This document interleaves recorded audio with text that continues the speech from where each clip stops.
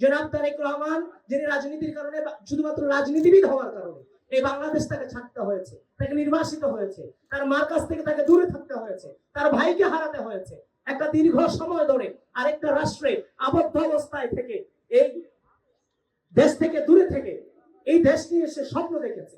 তার জীবনের সকল সম্ভাবনাকে সে ফেলে দিয়ে রাষ্ট্রের মানুষের স্বপ্নটার সাথে নিজের চোখে দেখেছে। এই কার্যক্রমগুলো তিনি নির্ধারণ করেছেন এবং তিনি সেটা বাস্তবায়ন করবেন আমরা বিশ্বাস করি।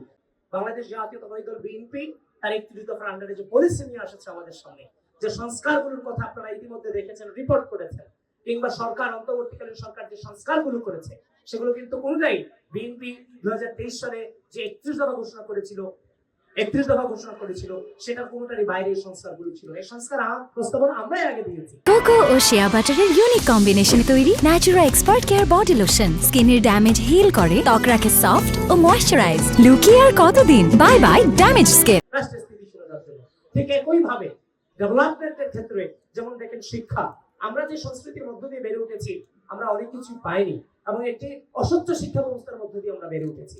তো সেই জায়গা থেকে বিএনপি তার পলিসিতে আমরা দেখেছি তাদের শিক্ষা ব্যবস্থায় তারা বলেছে ক্লাস 6 থেকে কারিগরি শিক্ষাকে বাধ্যতামূলক করা হবে, যেটা আমাদের পরবর্তীতে দেশের বাইরেও যদি কর্মসংস্থানের জন্য যাই সেটা আমাদের জন্য সত্যিকার অর্থে খুব গুরুত্বপূর্ণ।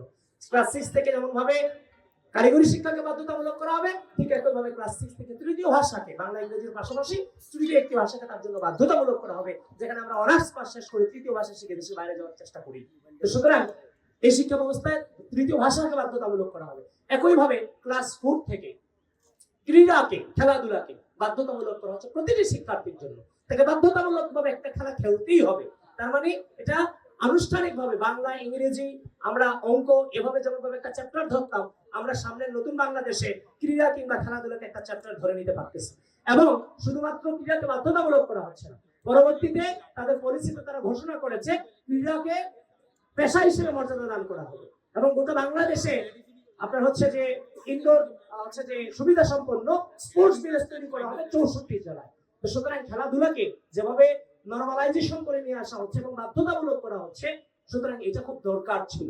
আজকে যে ক্রীড়া নিয়ে আপনারা আজকে যেভাবে ক্রিকেট খেলেছেন, খেলাধুলা করেছেন, তো সুতরাং এগুলোর রাষ্ট্রীয় স্বীকৃতি কিন্তু আনুষ্ঠানিকভাবে সরকারের কাছ থেকে আসতেছে সামনের সরকারে কিংবা নতুন বাংলাদেশে, সেটা আমাদের জন্য অত্যন্ত গুরুত্বপূর্ণ ছিল। ঠিক একইভাবে যেমন শিক্ষা, তারপর হচ্ছে যে আপনার হচ্ছে যে ক্রীড়া, শিক্ষা, ক্রীড়া, সংস্কৃতি এগুলো একসাথেই যাবে।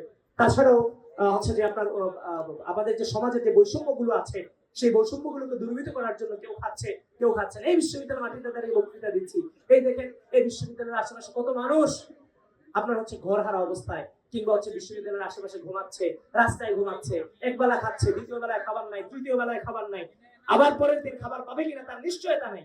এই যে একটা বৈষম্য, দেখেন আমরা রাজনীতি করেছি শুধুমাত্র একটা শব্দে, সেটা হচ্ছে একটা বৈষম্যহীন বাংলাদেশ বিনির্মাণ করবার জন্য।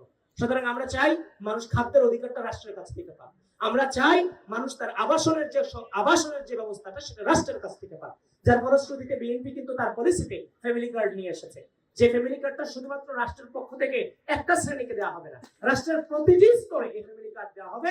প্রাথমিকভাবে শুরু হবে দরিদ্র হতদরিদ্রদের থেকে, প্রাথমিকভাবে প্রথম দিকে 50 লক্ষ ফ্যামিলি কার্ড প্রদান করা হবে, যেখানে ধরেন আপনি 5 জন ফ্যামিলি মেম্বার যদি ধরেন প্রায় 2.5 কোটি মানুষ এই ফ্যামিলি কার্ডের আন্ডারে চলে আসবে, যেটা প্রতি মাসে 2 থেকে 2.5 হাজার টাকার খাদ্যদ্রব্য সরকারের কাছ থেকে পাবে এবং নারীর অধিকারের দিক খেয়াল রেখে প্রতিটি পরিবারের গৃহিণীর নামে এই কার্ডটা দেওয়া হচ্ছে। ঠিক একইভাবে বিএনপি কিন্তু তার 31 দফাতে স্পষ্টভাবে বলেছে, নগরায়ন নীতিমালার ব্যাপারে বলেছে কেউ গৃহহীন থাকবে না, পরিকল্পিত পরিবেশ বান্ধব আবাসন নগরায়ন নীতিমালা প্রণয়ন এবং বাস্তবায়ন করা হবে। সুতরাং রাষ্ট্রের কাছে যেমন খাদ্যের অধিকার পাবে, ঠিক একইভাবে আবাসন কিংবা নগরায়ন নীতিমালার ক্ষেত্রে যে আবাসন দরকার, বাড়িঘর দরকার যারা গৃহহীন আছে, সেই ব্যাপারে কিন্তু সরকার উদ্যোগ নেবে। এগুলো স্বপ্ন না, এগুলো বাস্তবায়ন করতে হবে। এগুলো বাস্তবায়ন আপনারা যারা এখানে সাংবাদিক আছেন, আপনারা এই স্বপ্নটা অবশ্যই দেখেন। এই স্বপ্নটা আমিও দেখি। এই স্বপ্নটা বিগত দীর্ঘ দুঃশাসনে জনাব তারেক রহমান, যিনি রাজনীতির কারণে শুধুমাত্র রাজনীতিবিদ হওয়ার কারণে এই বাংলাদেশ তাকে ছাড়তে হয়েছে, তাকে নির্বাসিত হয়েছে, তার মার কাছ থেকে তাকে দূরে থাকতে হয়েছে, তার ভাইকে হারাতে হয়েছে, একটা দীর্ঘ সময় ধরে আরেকটা রাষ্ট্রে আবদ্ধ অবস্থায় থেকে এই দেশ থেকে দূরে থেকে এই দেশ নিয়ে সে স্বপ্ন দেখেছে। তার জীবনের সকল সম্ভাবনাকে সে ফেলে দিয়ে রাষ্ট্রের মানুষের স্বপ্নটার সাথে নিজের চোখে দেখেছে। এই কার্যক্রমগুলো তিনি নির্ধারণ করেছেন এবং তিনি সেটা বাস্তবায়ন করবেন আমরা বিশ্বাস করি। যেমন ভাবে ফ্যাসিস্ট হাসিনা অপপ্রচার চালাতো যে তারেক রহমান কোনোদিন দেশে ফিরতে আসবে না, সে আল্লাহ চাহেতো কে দেশে থাকছে আর কে দেশে আসছে, কে দেশে নাই কে দেশে আসছে, গোটা বিশ্ব তাকিয়ে দেখছে। তারেক রহমান আগামী 25 তারিখ বাংলাদেশে আসছে, এটা যেমন বাস্তবায়িত হচ্ছে, ঠিক একই ভাবে তিনি দীর্ঘদিন দেশের বাইরে থেকে যে স্বপ্ন লালন করেছেন সেটাও তো তিনি বাস্তবায়ন করবেন। আর সেটার জন্যই আমরা চাই একটি সুস্থ সংস্কৃতি, রাজনৈতিক সংস্কৃতি, যেটার মধ্য দিয়ে আর কোন সন্তান তার বাবাকে হারাবে না, আর কোন মা তার সন্তানকে হারাবে না, আর কোন পারিবারিক মেম্বার রাজনীতিবিদ হওয়ার কারণে পুরো পরিবার সাফারার হবে না। আমরা এমন একটা বাংলাদেশ বিনির্মাণ করতে চাই। আপনারা যারা সাংবাদিক ভাইরা আছেন, আপনাদের ভূমিকা অনেক বেশি সেখানে। আমরা যদি ভুল করি আমাদের ভুল আপনারা অবশ্যই ধরিয়ে দেবেন। আমরা আপনাদের সেই ভুলের জন্য দুঃখ প্রকাশ কিংবা সরি বলার জন্য 24/7 আমরা প্রস্তুত আছি।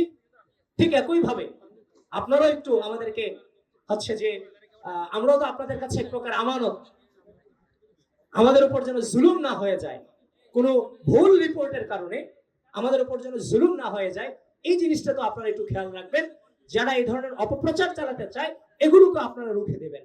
সুতরাং সামনে একটি সুন্দর বাংলাদেশ বিনির্মাণ হবে, আর সেখানে সাংবাদিকতার সর্বোচ্চ স্বাধীনতা থাকবে, মত প্রকাশের স্বাধীনতা থাকবে।